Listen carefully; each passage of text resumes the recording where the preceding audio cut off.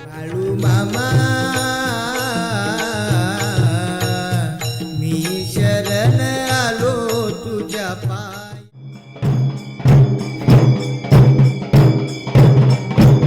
मित्रांनो नमस्कार. विश्रामबाग सांगली येथील चंद्रकांत जगताप यांच्या घरी भंडारा उत्सवाचे आयोजन करण्यात आले होते. या भंडारा उत्सवासाठी मी रघुनाथ जोग मामा मानगाव आणि दोंडाप्पा कांबळे मामा शेंद्रे यांना घेऊन गेलो होतो त्या ठिकाणी. आणि त्यावेळेला त्यांचं झालेलं हे स्वागत हे असं होतं. खरोखर मन हेलावून आणि भारावून टाकणारं स्वागत तिथं झालं. खरोखर फार म्हणजे फार चांगल्या प्रकारचं नियोजन चंद्रकांत जगताप साहेब यांनी केलं होतं. वालंग तर होताच, पण इतक्या सुंदर प्रकारचं काटेकोर नियोजन खरंच कधीच अनुभवायला मिळालं नव्हतं. त्या दोंडाप्पा मामा आणि जोग मामा यांचं पाद्यपूजन इथं होत आहे. सोबत वालू सुरू आहे. सुवासिनी घागरे घेऊन आलेले आहेत. त्यानंतर पालखी आहे पाठीमागे. तर ह्या सगळ्या स्वरूपाचं नियोजन इतकं सुंदर झालं होतं. खरंच खूप मन भारावून टाकणारं, मन हेलावून टाकणारं आणि अगदी डोळ्याचं पारणं फेडणारं असं आयोजन हे केलं होतं. आणि याच कार्यक्रमात दोंडाप्पा मामा आणि जोग मामा यांनी आपले अनुभव व्यक्त केले.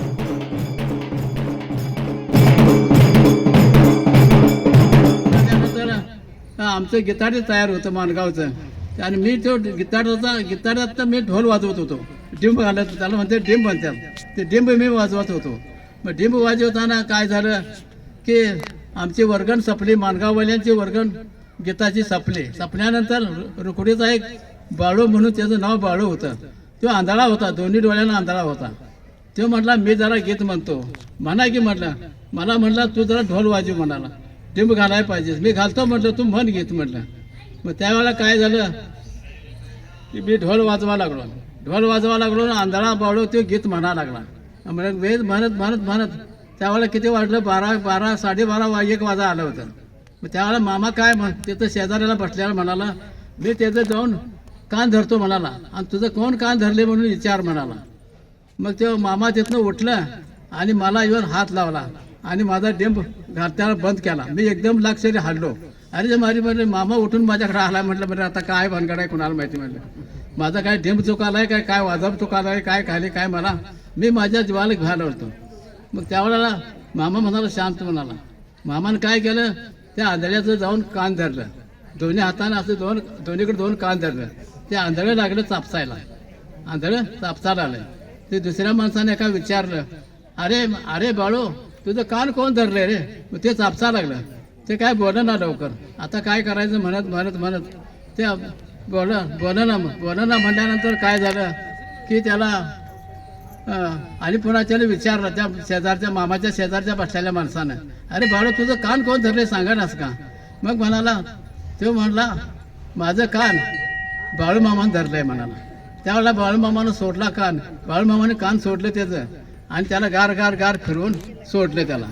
मामा काय केला, जाऊन एका दिशा बाजूला जाऊन बसला. मामा बसल्याबरोबर पुन्हा त्या माणसानं विचारलं, अरे बाळू तू कान आता तुझं सोडलं, बाळूमामानं धरला अशी म्हटलं बरोबर आहे म्हणाला. पण बाळूमामा कुठल्या बाजूला बसल्यात हे दाखव म्हणाला. दाखवल्या म्हणल्यावर त्यानं बरोबर सांगितला, हे बघा मग इथं मामा ह्या साईडला बसल्यात बघा म्हणा.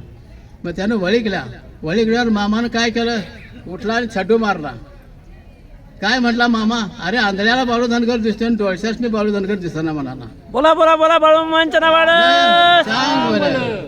आंधळ्याला बाळू धनगर दिसायला परत डोळशाला बाळू धनगर दिसायला म्हणाला. मग त्यावेळेला काय झालं की सगळी बसली आणि आता मामा आता तुम्ही आता त्या बाळूला डोळं दिलं पाहिजे. अरे त्याच्या आईला लावला गाडव म्हणाला. आता हे मला कोड्यात टाकला सवय म्हणाला. अरे त्याला डोळं दिलं असतो, त्याचं डोळं जे गेल्यात म्हणाला, त्यानं 5-6 बाया विधवा केलाय, म्हणजे 4-5 खून केलाय त्यानं म्हणाला. आणि तेव्हा त्याचे डोळे गेल्यात म्हणाला. आणि आता त्याला डोळे देऊन आणि किती बाया विधवा करतोय कुणाला माहिती म्हणाला. त्याचं काय करता येत नाही. तुम्ही कसा संसार करता तसा त्याचा संसार झाला म्हणजे झाला ना. बाकी डोळे घेऊन काय करायचं म्हणाला. केलाय तेवढं ते निस्तरून दे म्हणाला. केल्यानं ज्याचे त्याने निस्तरायचं असते म्हणाला. तेव्हा केल्याला तेवढं निस्तरून दे म्हणाला. मग ते काय केलं, त्याला आंधळ्याला मामानं काय केलं, आंधळ्याला आशीर्वाद दिला. जा म्हणाला, जगाबरोबर संसार करतील तू, सुखानं संसार कर जा म्हणाला. आता मला आंधळ्याला कोण बायको देणार म्हणाला. असं म्हटला त्याचा घोर तो करू नकोस मला. का करतो ते खेळ जेव्हा पतिलक्ष्मीचा जाणतोय जेव्हा आता त्याला कोर पडले म्हटला ना, त्याला वळी केल्याचं म्हटलं त्यानं तुला काय ते केलंच पाहिजे जोडना. मग त्यावेळेला काय झालं की तो गावाकडं आला आणि कुठला आल्यानंतर मग त्याला हे झालं, एक डोळ्याची बायको त्याला घावली. एक डोळ्याची बायको घावल्यावर त्याला त्या बायकोला 2 पोरी आणि 1 पोरगा झाला. संसार त्याचा झाला आणि तो तबला वाजवत होता, भजनात तबलाला परिचित होता. आणि त्याला महिन्याला सस्ता आला त्यावेळेला 500 रुपये पेन्सिल येत होती. महिन्याला 500 रुपये पेन्सिल त्याला मिळायला लागले. त्याचा संसार मामानं चालू केला. तसं तुम्ही आम्ही चांगल्या ह्याने भावनेनं जर आपली मामाची सेवा केली आणि मामाचे जर हे केलं तर मामा आपल्याला सुद्धा साय हाय म्हणायच्या उशाला नाही म्हणायच्या पैशाला नाही. बोला बोला बोला बाळूमामांच्या नावानं चांग बोल.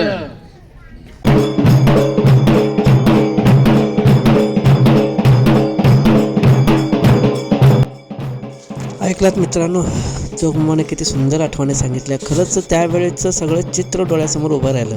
कारण त्यावेळेचं ते जे काय आठवण आहे तीच प्रत्यक्ष त्या ठिकाणी असणाऱ्या व्यक्तीकडून ऐकली म्हणजे खरोखर ते सगळं चित्र आपल्या डोळ्यासमोर आपण त्याच वेळेच्या दुनियेत आहोत असं वाटतंय. आणि खरोखर आपण भाग्यवान सगळे आहोत की हे सांगायला, त्यावेळेची परिस्थिती, त्यावेळेच्या घटना, त्यावेळेचे अनुभव सांगायला ही मंडळी आपल्यावर आहेत.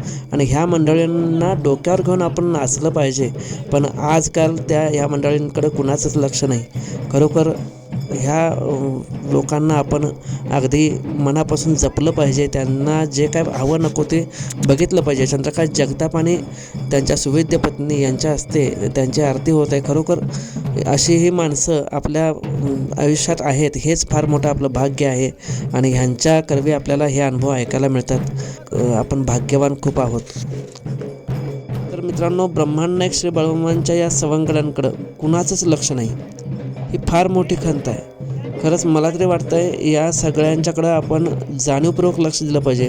पण ते आजकाल कोणी देत नाहीत. हीच फार मोठी खंत आहे. यांच्याकडे लक्ष देऊन जे कोण लोक काम करतात त्यांनाच विरोध करायचं काम आजकाल होत आहे.